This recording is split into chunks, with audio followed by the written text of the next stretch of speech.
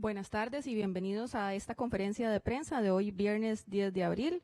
Nos acompaña el ministro de Salud, doctor Daniel Salas. Nos acompaña también el ministro de Desarrollo Humano e Inclusión Social, Juan Luis Bermúdez, y el presidente ejecutivo de la Caja Costarricense del Seguro Social, don Román Macaya. Escuchamos el mensaje del ministro de Salud. Muy buenas tardes a los miembros de gobierno, compañeros, y a todos los que están sintonizando esta transmisión. Hoy, al ser 10 de abril, tenemos un total de 558 casos confirmados por COVID-19, con un rango de edad que va desde el año hasta los 87 años. Son 269 mujeres y un poquito más hombres, que serían 289, aunque la diferencia no es significativa, de los cuales 524 son costarricenses y 34 son extranjeros. Se registran casos positivos en 58 cantones de las 7 provincias. Por edad tenemos 508 adultos, 30 adultos mayores y 20 menores de edad. A este momento ya se han descartado 5.894 personas. En medio de estos 558 confirmados, tenemos 42 personas que se registran como recuperadas y se contabilizan 3 lamentables fallecimientos, 2 hombres de 87 años y un hombre de 45 años. El día de hoy se contabilizan 20 personas hospitalizadas, de las cuales 13 se encuentran en una unidad de cuidados intensivos, y esas personas tienen un rango de edad que va desde los 35 años a los 85 años. La consigna, el mensaje, el llamado, el deber patriótico es mantenernos en casa. Yo sé que estamos avanzando ya la Semana Santa, pronto a terminar, pero no podemos descuidar. Vean que pequeños desajustes pueden provocar importantes repercusiones, como lo que ya vimos el día de ayer. Puede ser que en realidad tengamos un aumento de casos. Recordemos que la mayoría de la población se encuentra en estado susceptible, pero también es cierto que hay una cantidad muy importante de personas que se van infectando y que no presentan síntomas. Pero el hecho que esas personas que no presentan síntomas no infecten a más personas, también podemos lograr ese motivo o esa consigna quedándonos en casa y aplicando las medidas que ya hemos venido promulgando en todo este tiempo. También quiero hacer un llamado porque resulta que el SARS-CoV-2, que es el virus que provoca el COVID-19, tampoco es que detiene el resto de enfermedades que tenemos de forma cíclica en nuestro país. Y en este momento tenemos una cantidad importante de casos de dengue. En todo el país se reportan 1.579 casos de dengue. Así que en estos tiempos que tenemos un retiro en la casa, no tenemos un tiempo ampliado para estar en nuestros hogares, les solicito de la forma también más colaborativa posible que podamos revisar todo lo que son los posibles criaderos del mosquito Aedes aegypti, que es el que provoca el dengue, y ya todos los conocemos, pero recordemos que son principalmente las llantas que están ahí guardadas en desuso, lo que son los plásticos, las bolsas que usamos generalmente para tapar algunos artículos, especialmente en los patios, todo lo que son los recipientes que pueden estar en el patio, juguetes de niños que pueden acumular agua, todo lo que son también por ejemplo, bebederos de las mascotas, que no les cambiamos el agua con cierta regularidad. Todos esos son recipientes que, si se acumula el agua, se estanca y se mantiene 2 o 3 días, ya se convierten en criaderos del dengue. Así que, para no tener también un aumento más sustancial de casos de dengue, aprovechemos el tiempo que estamos teniendo en nuestras casas, el tiempo ampliado, y revisemos todos esos posibles criaderos para eliminarlos o neutralizarlos. Así que es un llamado adicional y también una forma de aprovechar para nuestra propia salud, de una forma extra, el tiempo que tenemos en nuestras casas. Don Román, su intervención. Muy buenas tardes. voy a hacer una intervención relacionado a lo que va a ser la semana entrante, la logística de la traída de materiales de la República Popular de China, porque esto ha generado una gran cantidad de consultas sobre quién es el que lo va a traer, de qué valor es, qué unidades, etcétera, en cuanto a este traslado que va a ser aéreo desde ese país. Empiezo diciendo que este es un asunto meramente logístico. Hay una gran complicación a nivel mundial en adquirir productos, todos relacionados al abordaje de la pandemia, todos relacionados al tratamiento o a la protección contra este coronavirus, y por lo tanto es un asunto muy dinámico. Todos los días a veces hay nuevas condiciones o nuevas situaciones que se dan en el camino. Empiezo diciendo que el material que nos vamos a traer de la República de China es material de equipo de protección personal, y ese equipo urge para proteger a los que nos protegen, urge para proteger a los funcionarios de la salud de la Caja Costarricense de Seguro Social que están en la línea de contención de esta pandemia. Y por lo tanto tenemos que traerlo por aire y no por barco, porque por barco duraría demasiado y no tenemos ese lujo de tiempo. Hay una donación de China que nos hizo de un valor de más o menos $830,000 en donación, en valor de donación a los precios que hay hoy en el mercado. Y eso todo es de equipo de protección personal. Estamos hablando de mascarillas, de guantes, de gafas, de batas impermeables y todo lo que se ocupa para proteger a los funcionarios de la salud.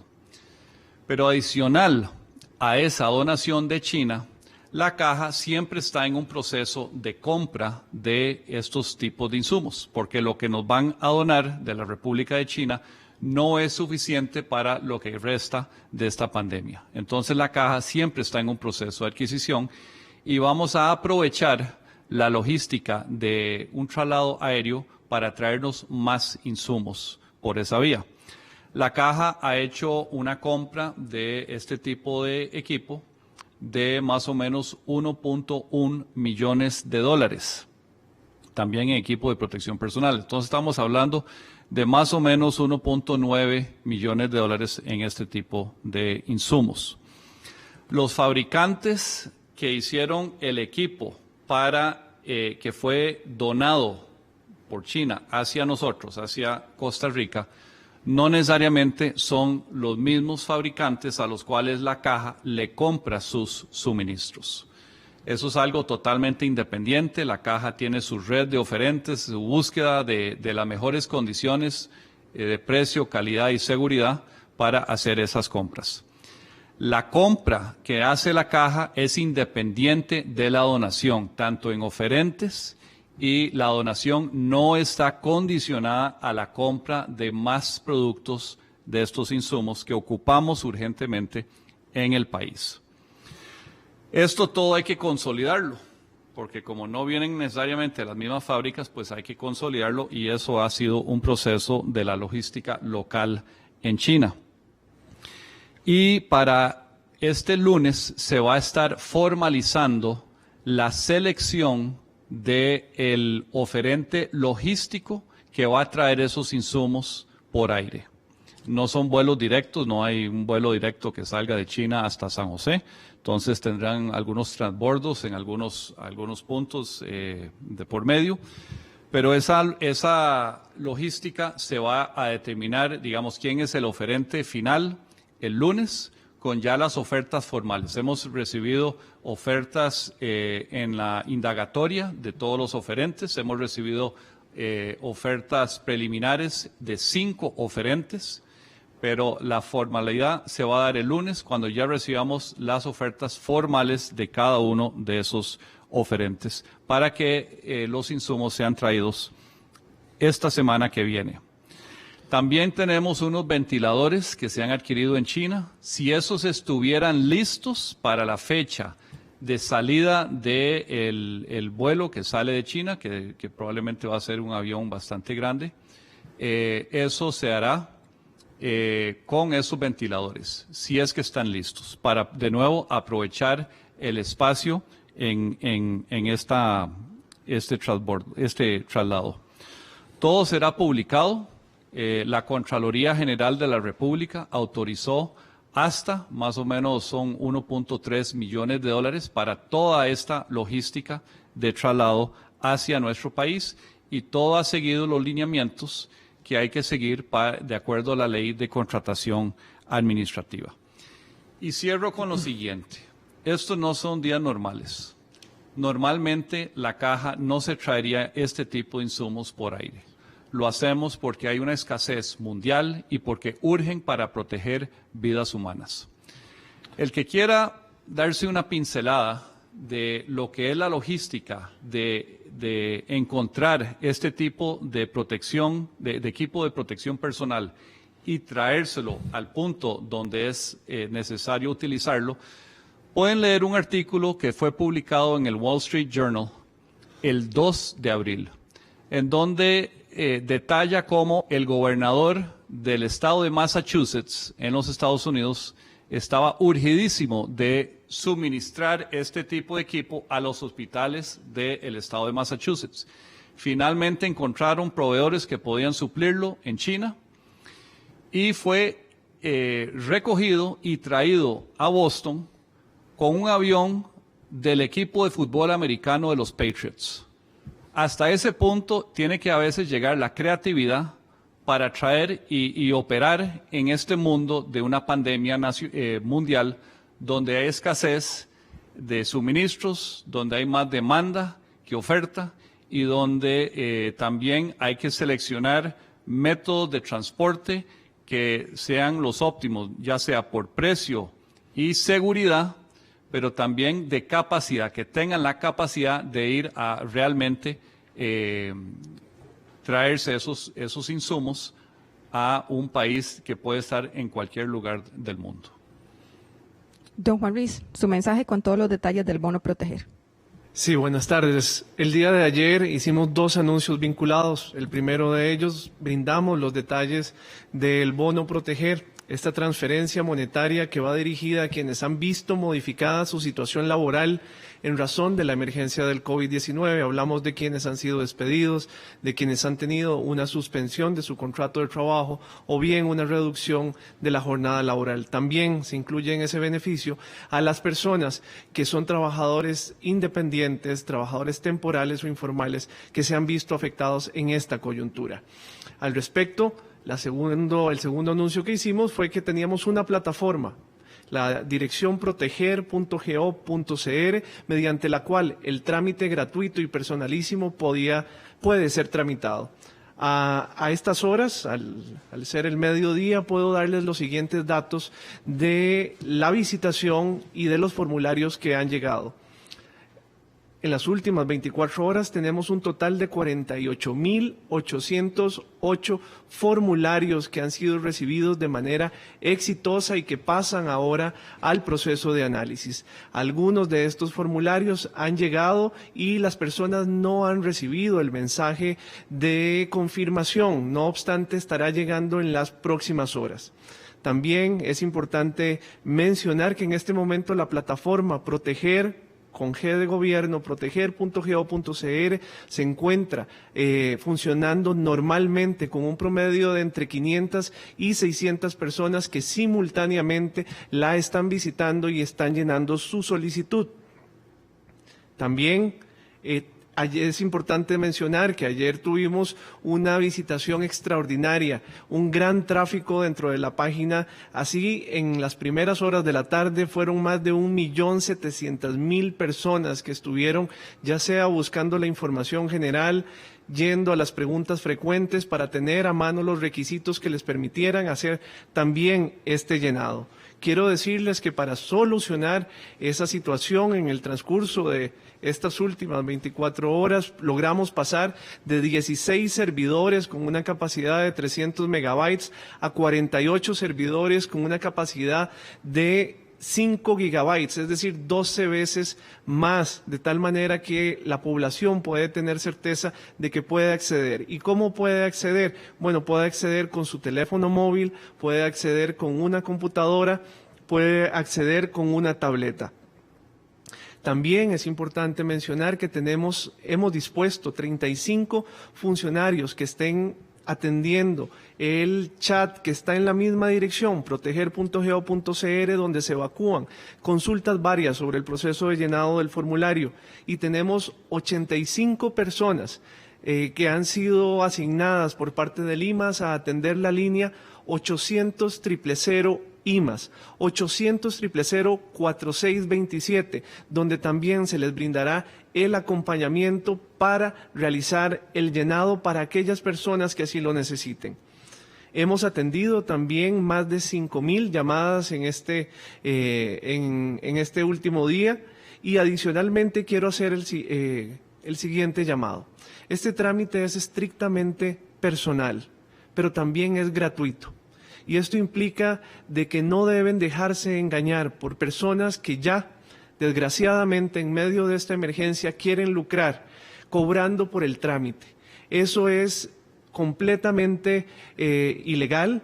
Adicionalmente, les pedimos que lo denuncien al 800 denuncie, de tal manera que ustedes tienen que tener la seguridad de que no vamos a cobrar por ninguno de estos trámites que se están estableciendo. Tampoco es necesario que las declaraciones juradas que se piden en el proceso de llenado de su solicitud tengan que ser certificadas o tengan que ser validadas por algún abogado o notaria. Es importante tener nada más en mente que los requisitos que se le van a pedir en el proceso de llenado es que tenga que tener su documento de identidad, sea la cédula o bien el DIMEX para aquellas personas que tengan su situación migratoria regularizada. Tendrán que tener la documentación que certifica el cambio de su situación laboral y tendrán que tener a mano el número de la cuenta IBAN, el número de su cuenta bancaria que tengan en cualquier entidad financiera del país. Pero este último, si no lo tienen, no es un requisito que vaya a impedir que llenen su solicitud, sino que en el mismo formulario tienen un botón que les permitirá hacerlo. De tal manera que esperamos también en los próximos 15 días estar realizando la primera confirmación de la aceptación de estas solicitudes para proceder al pago del subsidio respectivo. Iniciamos con las consultas. Radio Cultural Tirarán consulta lo siguiente, don Juan Luis. ¿Cómo se les informará a las personas que queden favorecidas del bono proteger y cuáles son los procedimientos que se están realizando para descartar o aprobar? Sí, es muy importante que el llenado de solicitud es solo un paso dentro del proceso de aprobación del bono proteger. Después de haber llenado el formulario, nos corresponde a las instituciones hacer verificaciones múltiples con sistemas de información de varias instituciones a efectos de confirmar que la información que se ha brindado en el formulario y que está respaldada también en una declaración bajo fe de juramento del solicitante es la correcta. ¿Cómo les haremos saber? Bueno, en el llenado del formulario la persona consigna un método de notificación. Este es ya sea un número telefónico o bien un correo electrónico al cual se le estarán enviando únicamente mensajes que van dirigidos a informarle de su aprobación o rechazo. No recibirán mensajes solicitando información adicional, no recibirán mensajes ni de WhatsApp, ni de mensajes de texto, ni solicitando información bancaria o pines de sus cuentas o de sus tarjetas. El observador consulta, ministro Salas, algunas escuelas y colegios privados anunciaron que volverán a clases presenciales el próximo lunes 13 de abril. ¿Hay alguna directriz del Ministerio de Salud girada a todos los centros privados con respecto a la reanudación del curso lectivo? Ok, recordemos que la directriz que firmamos en conjunto, la ministra de Educación como mi persona, aplica para todo el sistema educativo de secundaria y primaria y preescolar, obviamente dentro del sistema formal, así que no hay autorización para reanudar clases. Es cierto que algunas funciones administrativas se pueden retomar con todas las medidas de confinamiento, pero clases con niños o adolescentes presenciales no hay autorización para hacerlo. El semanario Universidad consulta, ministro, ustedes han dicho en varias ocasiones que no existe contagio comunitario evidenciado. Entonces, ¿con cuántos casos sin nexo epidemiológico se puede considerar que existe contagio comunitario? ¿Y cuántos casos sin nexo epidemiológico tenemos hasta el momento aproximadamente? No hay un patrón establecido de cuántos casos exactamente uno puede tomar para decir que hay transmisión comunitaria. Uno ve sobre todo que esos casos, especialmente el comportamiento en cuestión de poco tiempo y también obviamente del porcentaje total. Ya dijimos ayer que incluso el índice de positividad se toma como parámetro, así como el mismo internamiento en unidades de cuidado intensivo. Pero esos son patrones que uno toma en cuenta y no hay un número específico que uno pueda decir, a partir de acá ya hay transmisión comunitaria. La definición que establece la OMS, y en eso aplicamos criterios epidemiológicos que vamos tamizando conforme pasa el tiempo, dice que cuando hay transmisión comunitaria es cuando hay una cantidad ya muy importante de casos que usted ya perdió la posibilidad de identificar el nexo. Don Román, sobre la compra de bolsas para cadáveres, ¿en qué fecha se gestionó esta licitación para comprar las 3.000 bolsas? ¿Existe una proyección en la cantidad de personas fallecidas por COVID que se justifique la compra de 3.000 bolsas? Si no es así, ¿cuál fue el criterio de definición de esa cantidad?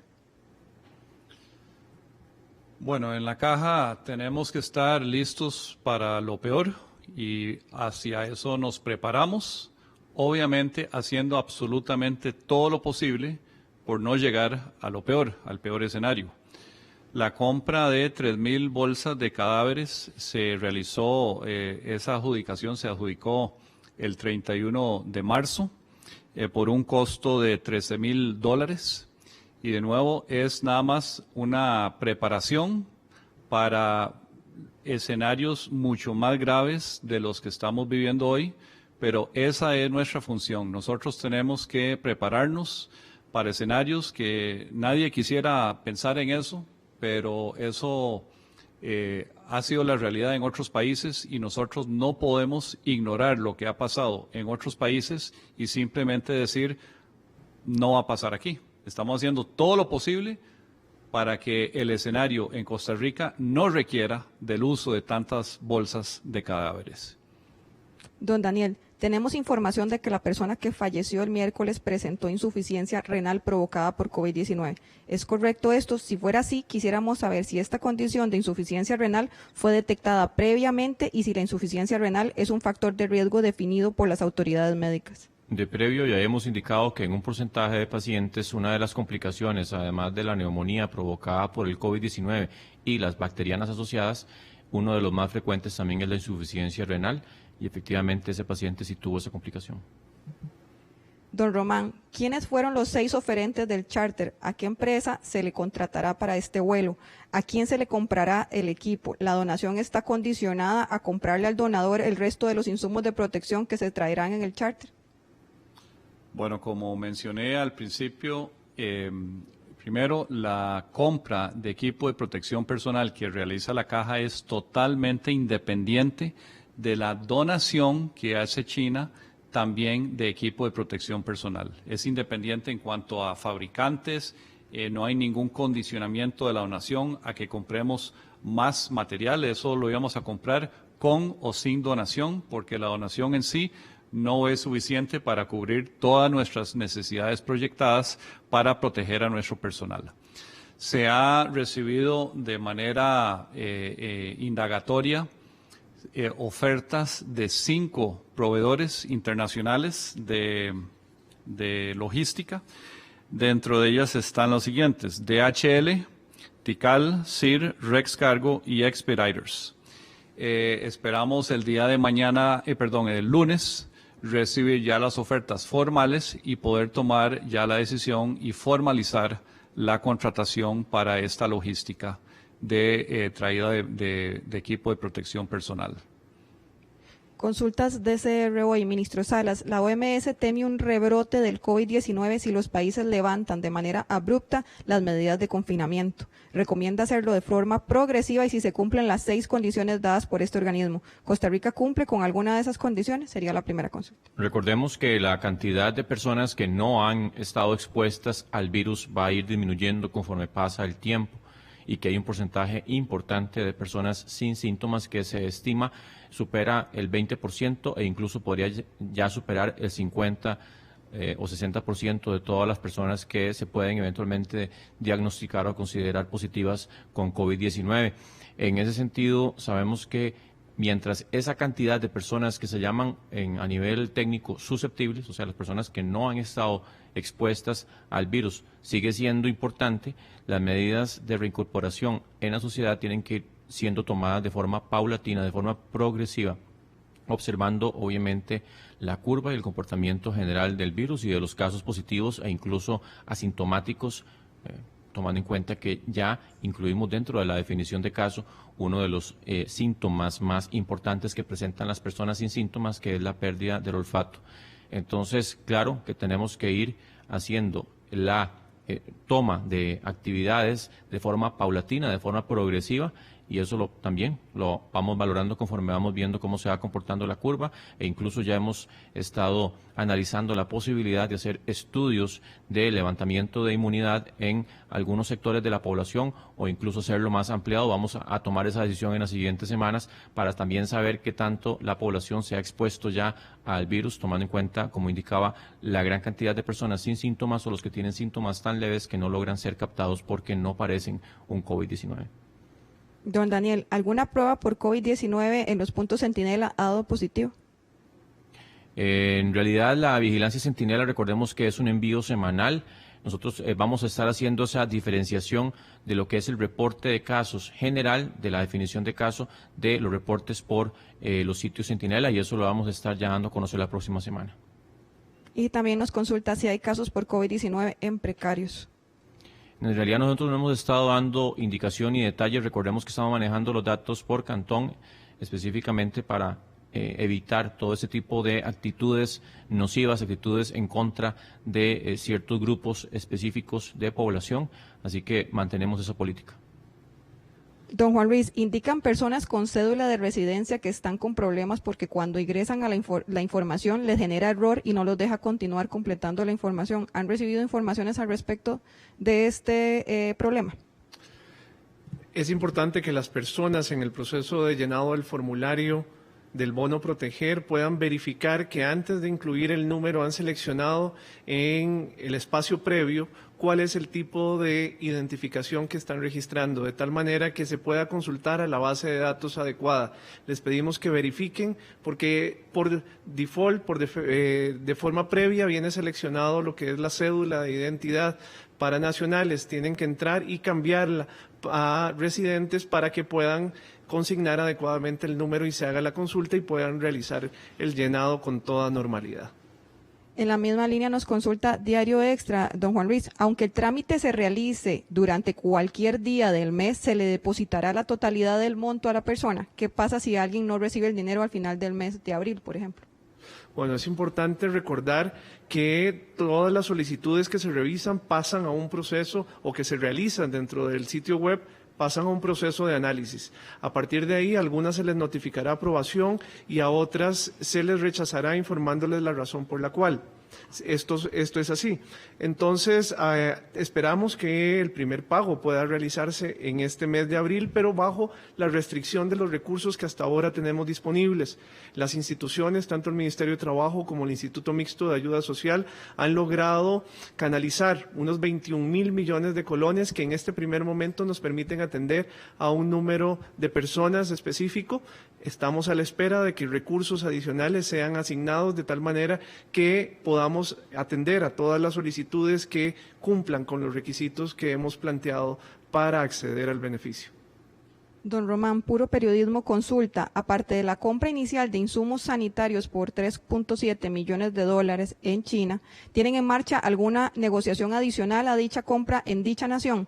¿Por qué monto y qué previsiones están tomando ante las denuncias internacionales en Holanda y España de suministros de insumos defectuosos desde China?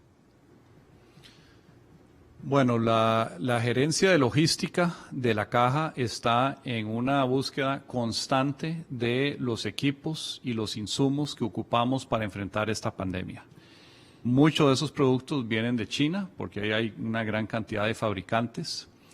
Hay un aseguramiento de la calidad por varios mecanismos. Uno es, normalmente se solicita una muestra del producto que se va a comprar, pero tal vez lo más importante es que bueno, la caja tiene una solidez en reputación, en pagos a proveedores internacionales, y la caja no compra nada con pago por adelantado. Eso es algo que sí se ha dado en otros países y donde lo que se escucha en artículos de prensa de otros países es que no recibieron tal vez lo que habían pedido.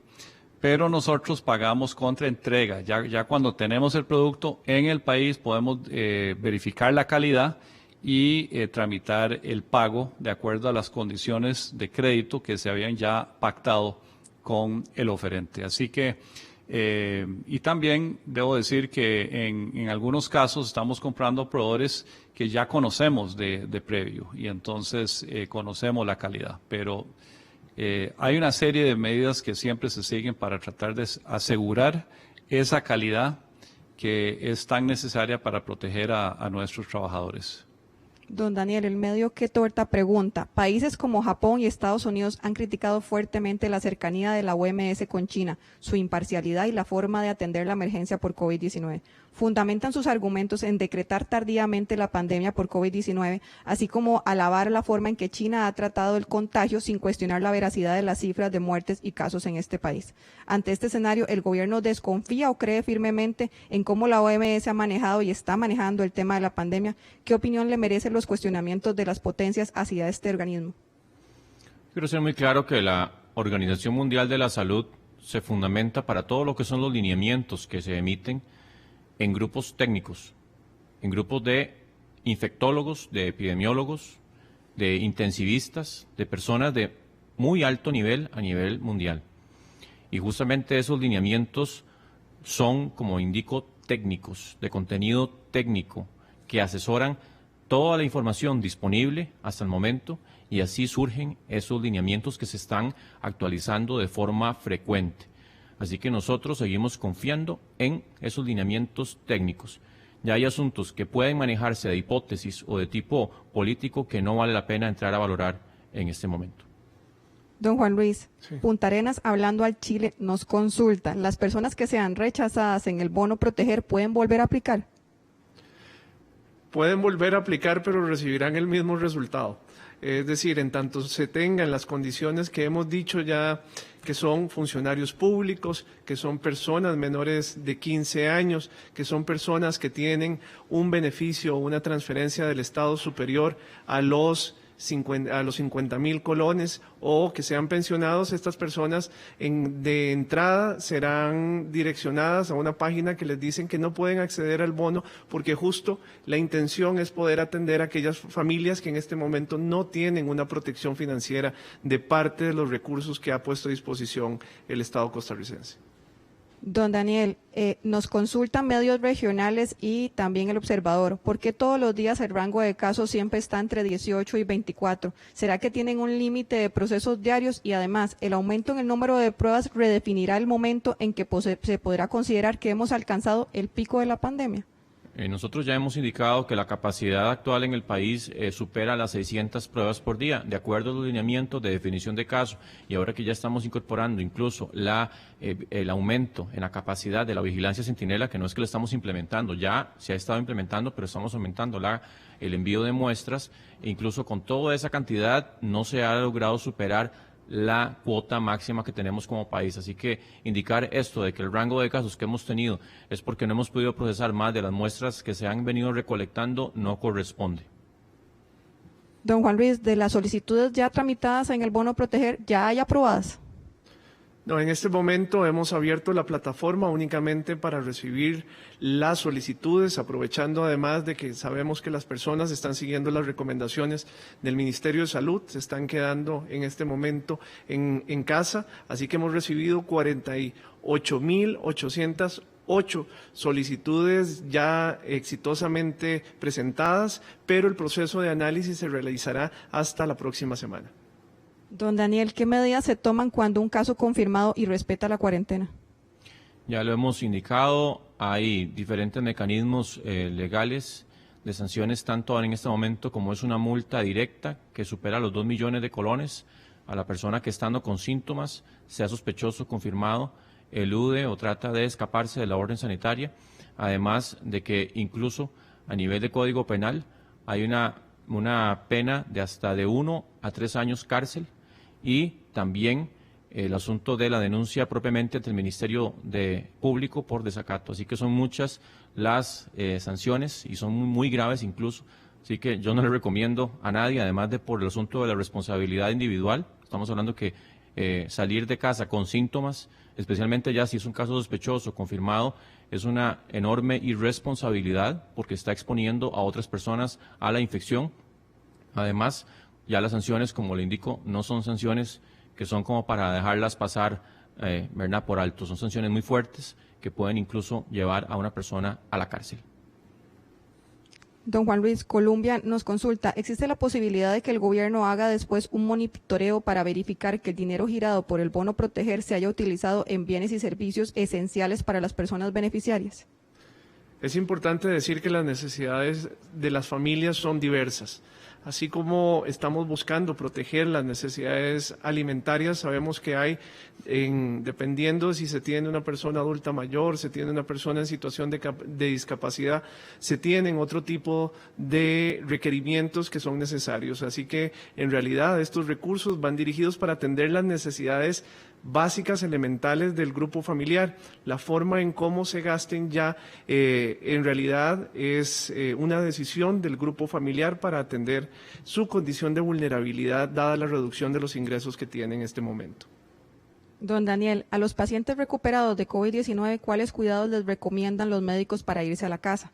¿Pueden levantarse de la cama? ¿Pueden comer todo tipo de alimentos? ¿Pueden recibir periodistas guardando los protocolos? ¿Qué cuidados deben de tener los familiares que viven bajo el mismo techo? Recordemos que si en un núcleo familiar hay personas que están varios infectados o que pueden incluso tener, por ejemplo, el síntoma de la pérdida del olfato, se tienen que estar confinados hasta que el último miembro de la familia ya esté recuperado. Eso es importante porque recordemos que todavía una persona que está transmitiendo la enfermedad, o sea, que tiene la presencia del virus, aunque haya otro miembro del núcleo familiar que ya ha sido dado de alta, esa persona puede seguir ayudando a transmitir el virus justamente por el manejo interno en la casa. Así que por medida preventiva se recomienda levantar el aislamiento hasta que ya está negativizado, o sea, que ya no tiene el virus en su organismo, que se comprueba por 2 pruebas que se hacen de forma consecutiva con una diferencia de 24 horas que ambas tienen que salir negativas. En el momento que esa condición se cumpla, la persona, a menos que ya tenga lo que indicaba anteriormente, más personas en el núcleo familiar que tienen positividad o están como sospechosos, ya puede reanudar su vida normalmente. Obviamente, pues eso también va a depender del estado de ánimo y las condiciones clínicas, que ya se sabe que cuando las pruebas salen negativas, pues las condiciones clínicas han mejorado importantemente. Don Román, Rumbo Económico nos hace 3 consultas, se las voy enviando una por una. La declaración jurada que deberán presentar los trabajadores independientes para solicitar la moratoria del pago de las cuotas debe ser autentificada por un notario público o pueden elaborarlas los mismos deudores. Sí, esta declaración jurada es para la postergación de 3 meses de los pagos por los créditos hipotecarios que hacen ante nuestro sistema de pensiones. Son fondos del IBM que se usan para créditos hipotecarios. La declaración jurada debe estar autenticada por un abogado o también pueden hacer una certificación de ingresos y esa certificación la hace un contador público autorizado.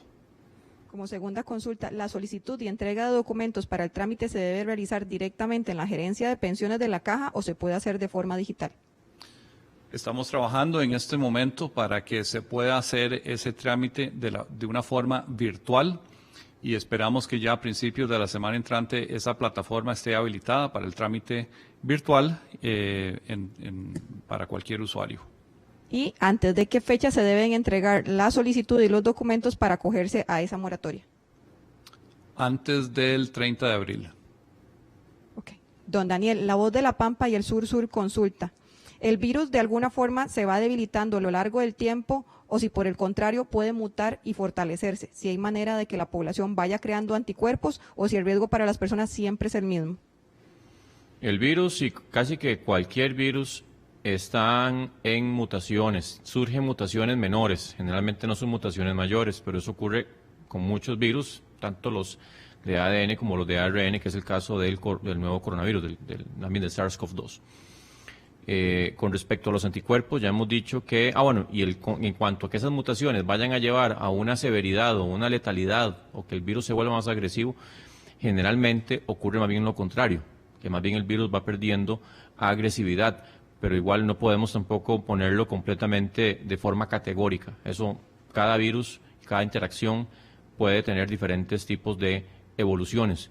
Y con respecto a los anticuerpos, ya lo hemos dicho, es normal que cuando ya entre más tiempo tiene el virus de estar circulando, pues más personas van exponiéndose al mismo y van desarrollando anticuerpos. Eso es lo que eventualmente en algún momento se considera ya la inmunidad de rebaño, en donde ya como hay tantas personas que han estado expuestas al virus y la mayoría han desarrollado los anticuerpos necesarios para que su organismo ya esté fuerte en contra una eventual reexposición al virus, entonces ya se pueden cortar cadenas de transmisión de una forma natural, por una inmunidad justamente adquirida por la exposición al virus. Don Juan Luis, adultos mayores, Notiamérica consulta, adultos mayores vendedores de lotería no pueden ir a gestionar al banco el documento para que la Junta de Protección les dé la ayuda por ausencia de ventas. Igualmente no pueden retirar el FCL pues no son población de riesgo. ¿Podría pasar lo mismo con todas las formas de ayuda donde se ocupan documentos como por ejemplo ahora una declaración del CPA? Es importante decir que la Junta de Protección Social tomó la decisión de brindar una transferencia también monetaria a sus vendedores y vendedoras de lotería que estaban en una condición de vulnerabilidad. Son 1.926 vendedores y vendedoras de lotería registrados, a los cuales ya a 1.600 se les realizó el depósito. A los que todavía no se les ha podido realizar, dado que no tenían el número de cuenta, o bien en que el número de cuenta era erróneo, se les estará brindando la posibilidad de que el próximo martes 14 de abril puedan presentarse a la Junta de Protección Social a retirar estos recursos. Es importante mencionar que en el caso del bono proteger, no se está solicitando una certificación de la cuenta IBAN. Lo único que se le solicita a la persona en el proceso de llenado es que consigne el número, de tal manera que solamente en aquellos casos que sea estrictamente necesario y bajo los horarios y recomendaciones que el Ministerio de Salud y el resto de autoridades han informado, tengan que hacer algún tipo de trámite en la sucursal bancaria. Don Daniel, Colombia consulta, los tratamientos con plasma de menores que superaron el COVID podrían aplicarse a personas de riesgo que aún no se han contagiado con el propósito de generarles anticuerpos y darles alguna inmunidad. Y si nos puede comentar sobre el avance de esta investigación en el cloromiro picado. Eso principalmente se ha usado porque recordemos que es un abordaje que es tecnológicamente complejo, o sea que no es tan fácil y que tiene pues obviamente una complejidad importante como para estarlo aplicando de forma generalizada a cualquier paciente. La experiencia que hemos visto que se ha publicado, que es limitada pero que es promisoria, sobre todo aplica para personas que ya están infectadas y que tienen algún tipo de afección sobre todo importante. Yo no sé si más bien el doctor Macaya quiere referirse con respecto a los avances también con el cloromiro picado, ¿verdad? Que eso pues es parte también de lo que la Caja ha estado coordinando. Sí, bueno, ha habido un avance en esto, o sea, el cloromiro picado, que es parte de la Universidad de Costa Rica, ha estado avanzando en lo que es el protocolo en las tres áreas que ya se han definido. Una que es el uso de plasma convaleciente, de plasma completo, o sea, es sangre de un paciente que ya se recuperó, y en esa sangre se supone que tiene anticuerpos que fueron los que liberaron el virus del cuerpo del paciente. Y entonces se hace un traslado, una transfusión de plasma completo a un paciente activo. La segunda estrategia es purificar esos anticuerpos de la sangre de un recuperado para introducir esos anticuerpos, pero ya de una forma purificada y estandarizada en términos de su potencia, a un paciente nuevo. Y la tercera estrategia es la misma que usa el Instituto Cloromiro Picado para el desarrollo de sueros antiofídicos, que es básicamente purificar los anticuerpos heterólogos que se usan en el desarrollo de sueros antiofídicos, pero en vez de anticuerpos contra venenos de serpiente, serían anticuerpos contra el virus del COVID-19. Don Daniel, nos pregunta ameliarueda.com si las medidas se van a extender hasta la próxima semana o hasta cuándo y cuáles sí se van a extender y por cuánto tiempo. Sí, ese anuncio lo vamos a hacer en la conferencia de mañana. Estamos valorando tener una configuración un poco similar a la de antes de Semana Santa, pero con algunas restricciones ampliadas. Pero el detalle lo daremos la próxima conferencia, que sería mañana. Don Román, Sociable Comunicaciones nos consulta si volverán a la normalidad los servicios de valoración externa en hospitales, clínicas y EVAIS. Bueno, me imagino que está refiriendo a la consulta externa. Esto es algo que se define por la gerencia médica de la Caja, el doctor Mario Ruiz, y se hace caso por caso, ¿verdad? Hay hospitales, recordaremos la situación del hospital de Alajuela, donde se cerró la consulta externa en el momento que hubieron casos confirmados dentro del hospital y se aisló no solo a los que ya daban positivos, sino todos sus contactos cercanos, que fueron más o menos 200 personas que fueron enviadas a aislamiento a la casa. Ya prácticamente todos se han reincorporado y ese hospital está operando atendiendo pacientes COVID-19. El caso de ese hospital es como un ejemplo de que esto es caso por caso. No sabemos dónde se va a dar un brote dentro de un hospital. Estamos tomando todas las medidas para que eso no se dé, en términos de limitar las visitas a los pacientes, de proteger a nuestro personal de la salud, de lo que es cierre de procedimientos y cirugías electivas para que estemos atendiendo solo emergencias, pero hay consultas que nunca se pueden cerrar. Por ejemplo, oncología. Un paciente con cáncer tiene que recibir su quimioterapia y entonces ese tipo de consultas siempre tienen que continuar, de nuevo redoblando esfuerzos para que no haya contagio en un servicio que está abierto para otro tipo de patología. Don Juan Luis, nos consulta también Sociable Comunicaciones si ya tenemos algún detalle estadístico de la población que ingresó los datos y que cuándo estarán listas las primeras resoluciones. Sí, me permito retomar el detalle de los datos. En horas de la tarde del día de ayer tuvimos una visitación en el sitio Proteger, con G de gobierno, proteger.go.cr, a más de 1.700.000 personas. Hasta el mediodía de hoy, 48.808 formularios se habían recibido de manera exitosa. Igualmente se han atendido múltiples consultas desde el call center, que es el 800-000 IMAS, o bien desde el chat que está en la página proteger.go.cr. Algo que es muy importante. En este esfuerzo de garantizar tanto la gratuidad del trámite, se han sumado también empresas del sector de telecomunicaciones, tanto el Instituto Costarricense de Electricidad como Movistar han garantizado de que el ingreso al sitio proteger.go.cr no generará cargos a sus saldos de datos, de tal manera que las personas puedan estar realizando el trámite con la mayor confianza de que no les va a generar un costo. Don Daniel, nos pregunta CR hoy si podemos dar un mensaje sobre las bolsas reutilizables para el traslado de alimentos, dado que hay investigaciones que señalan que el 50% de las bolsas reutilizables tienen bacterias, incluyendo Escherichia coli. Cadenas de supermercados europeos y estadounidenses están regresando al uso de bolsas plásticas. ¿Sería recomendable hacer lo mismo o recomendarle a la gente lavar las bolsas después de cada compra? Bueno, el manejo de las bolsas en general puede ser incluso también las de plástico, pueden llevar también contaminación. O sea, en eso recordemos que el virus y los virus en general pueden permanecer en superficies por diferentes rangos de tiempo, varias horas, dependiendo de la temperatura, del nivel de humedad y el nivel incluso también de luz que haya. Y eso pues es importante siempre tenerle cuidado, sobre todo de aplicar nosotros mismos el no tocarnos la cara si no nos hemos lavado las manos. Porque este asunto con las bolsas puede ser con los mismos utensilios, con los artículos que compramos, con cualquier eventual elemento con que interactuemos fuera de nuestros hogares principalmente, a menos de que haya personas enfermas en los hogares.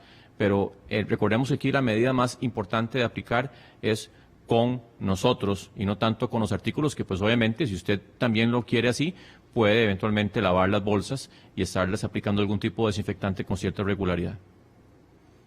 También nos consultan que si hay menores entre la lista de recuperados y cómo afecta el virus a esta población. El virus en general a los menores de edad es el porcentaje de personas que tiene más manifestaciones leves o incluso que del todo no tienen síntomas, a excepción eventualmente en algunos casos de la pérdida del olfato. Hemos tenido en total 3 personas ya recuperadas, menores de edad, que indicaba pues no tuvieron ningún tipo de progreso hacia enfermedad grave. ¿Existe, don Juan Luis, un mecanismo de apelación del rechazo en la solicitud? En este momento en el formulario no se ha predispuesto este tipo de mecanismo, no obstante pueden presentarlo de forma escrita, haciéndolo llegar a las Contralorías de Servicios, tanto del Ministerio de Trabajo y Seguridad Social como del Instituto Mixto de Ayuda Social. Entran a las páginas web de las respectivas instituciones, allí buscan a la Contraloría de Servicios y ahí de manera electrónica también pueden presentar su reclamo. Don Daniel, Telenoticias consulta, ¿qué criterio utiliza el Ministerio de Salud para determinar que un lugar está al 50% de su capacidad? Muchos lugares, incluso supermercados, tienen criterios diferentes de acuerdo al lugar donde están ubicados y a la autoridad que tengan al frente. Unos dicen una cosa, otros dicen otra. ¿Tienen pensado unificar criterios? En realidad el criterio está dado por el mismo permiso sanitario de funcionamiento, en donde es exigido que se consigne cuál es la capacidad de cada establecimiento y con base en eso se toman las medidas sancionatorias que valga indicar. Hemos tenido lamentablemente que cerrar supermercados y puntos de venta que no han cumplido con esta medida de disminución del aforo y recordemos que el cierre aplica para 30 días. Así que, por favor, para que todos los administradores y responsables de los establecimientos estemos vigilantes de que no vaya a ocurrir una transgresión a la medida y que tengamos que cerrar por 30 días el establecimiento. También nos consultan, don Juan Luis, para las personas que no tienen acceso a Internet, ¿cómo pueden realizar el llenado del formulario? Sí, hemos hecho un llamado a la solidaridad de tal manera que aquellas personas que no tengan ya sea un acceso al dispositivo electrónico o bien una conexión a Internet puedan ser acompañadas por personas de su círculo de confianza. Nos referimos a sus hijos, a sus hermanos, a sus parejas, a sus nietos o bien a los vecinos, de tal manera de que no recurran a otro tipo de canales que de forma maliciosa y fraudulenta están tratando de, por ejemplo, cobrar para el llenado. El llenado tiene que ser estrictamente personal. No obstante, también hemos predispuesto que en los próximos días algunas instituciones públicas puedan generar un espacio de facilitación tecnológica, es decir, que tengan un espacio en el cual tanto esté disponible la tecnología como un acompañamiento para que el trámite lo realice la persona, teniendo claro que en este momento la recomendación del Ministerio de Salud y de las autoridades es que se mantengan ustedes en casa, así que será de forma excepcional y lo estaremos anunciando en los próximos días. Medios regionales de lugares que están teniendo incrementos de casos, ministro, nos preguntan si hay una labor específica del Ministerio de Salud en estos puntos donde se están viendo mayores incrementos, pero en realidad el manejo es el mismo a nivel nacional. ¿Sí puede comentar de ese accionar del Ministerio de Salud? Sí, el manejo de todos los casos que hemos tenido es homogéneo, es transparente en todo el país y recordemos que cada persona que es catalogada desde el momento en que se considera sospechoso, sin necesidad de llegar a confirmarse, se elegirá una orden sanitaria en donde tiene que tener el aislamiento por 14 días y que puede ser incluso ampliado dependiendo de los resultados que tenga de los exámenes que ya hemos indicado. Son necesarios 2 exámenes con una diferencia de 24 horas para dar de alta a la persona. Y eso se está haciendo, además del levantamiento de los contactos cercanos. Recordemos que no se trata de que si alguien salió positivo con COVID-19 y que yo lo saludé en los últimos 14 días, ya yo soy un contacto que va a desarrollar los síntomas. Se considera contacto cercano a aquella persona que ya ha compartido de una forma más prolongada con el caso que sea sospechoso o positivo. Y en ese sentido, el manejo es igual en todo el país. Hemos tratado de hacer ese confinamiento al máximo posible en todos los casos que se han encontrado y créanme que todos han tenido una orden sanitaria para hacer ese aislamiento. Don Juan Luis nos pregunta el semanario, un grupo de personas me dice que ayer cuando llenaron el formulario del bono Proteger no les salió la opción de adjuntar la declaración jurada, únicamente debían firmar ahí en digital, pero al final les salía que se envió exitosamente. Entonces les preocupa porque si intentan volver a llenarlo sale que ya el formulario fue enviado con esa información, pero se fue sin esa declaración. ¿Cómo se procede en esos casos? Sí, en esos casos es muy importante que la declaración ya firmada, incluso digitalmente dentro del sitio, va a ser considerada válida a efectos de que las personas puedan continuar con el proceso del análisis de su solicitud. Así que pueden estar seguras, conforme les llegará además un correo de confirmación en las próximas horas de que esa solicitud se ha subido y pasará a la siguiente fase. Vamos cerrando por lo que voy a hacer específicamente breve con las consultas. Don Daniel, nos hacen preguntas sobre que andan circulando videos que fomentan la xenofobia en tiempos de coronavirus. Su mensaje tal vez explicar por qué manejamos la estadística de extranjeros de esa forma global. Yo quiero que les quede claro algo. Cualquier persona que esté observando esta transmisión puede contraer el coronavirus en cualquier momento, el SARS-CoV-2. Y le aseguro que ninguno le gustaría que tomen una actitud de odio en contra de usted.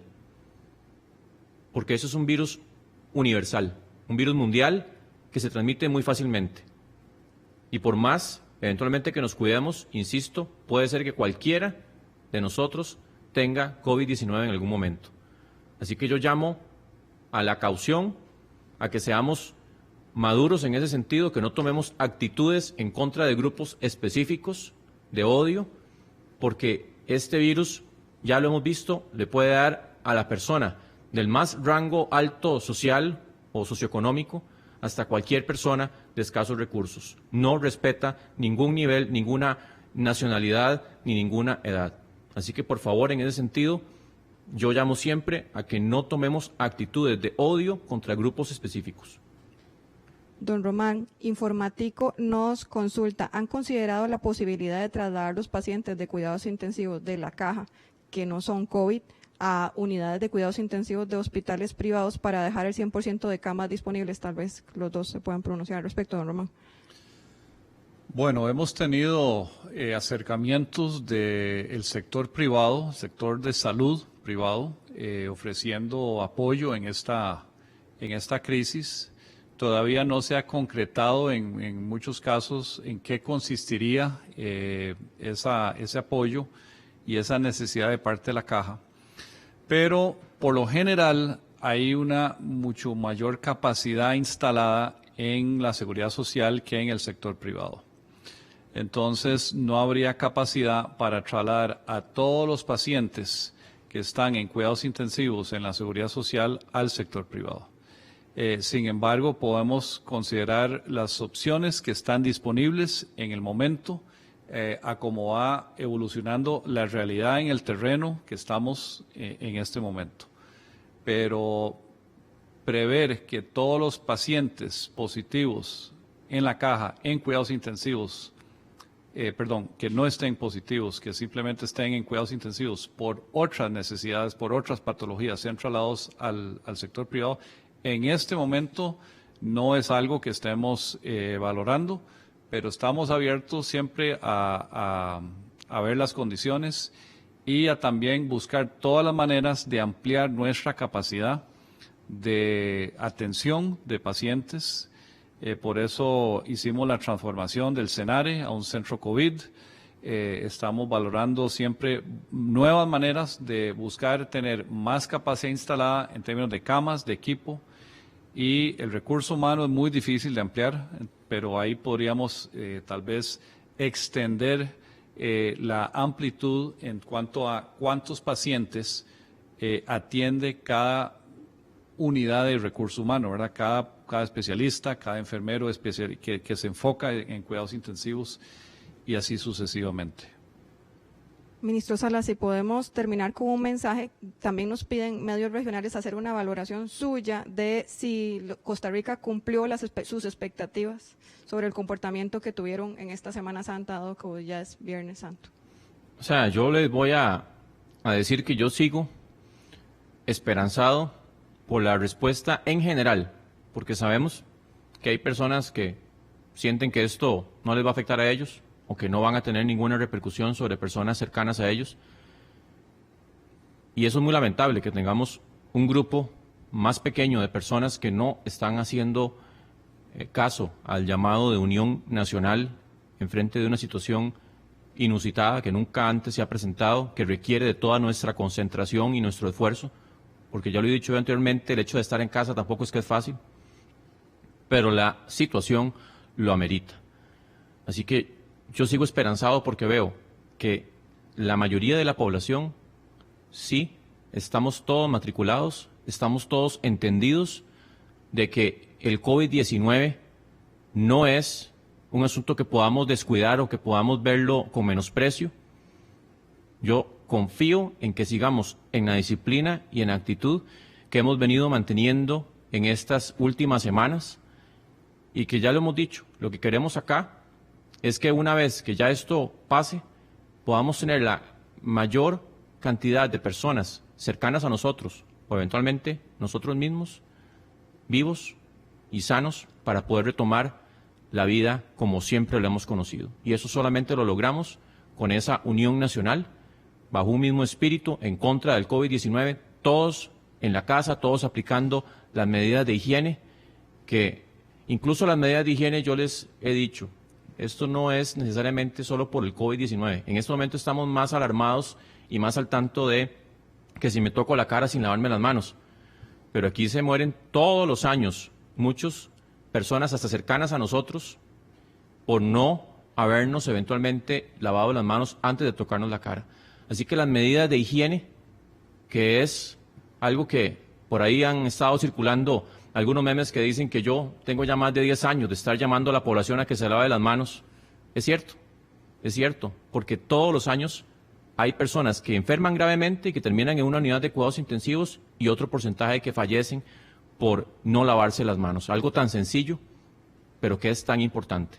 Así que las medidas de higiene, ojalá nos queden más bien como un legado, como algo que lo podamos incorporar dentro de nuestros patrones de comportamiento, de vida, pero definitivamente el distanciamiento físico y social, en algún momento ya vamos a poder suspenderlo, retomar nuestra vida como la hemos tenido anteriormente, pero todavía no es el momento. Ya seguimos analizando todo el comportamiento y les aseguro que iremos poco a poco haciendo que la sociedad vaya retomando su grado posible de normalidad a como lo hemos conocido. De esta forma damos por concluida la conferencia del día de hoy, no sin antes decirle que si alguna consulta haya quedado pendiente o falta de tramitar, pueden tramitarla con los distintos departamentos de comunicación, IMAS, Ministerio de Salud y Caja Costarricense del Seguro Social. Buenas tardes.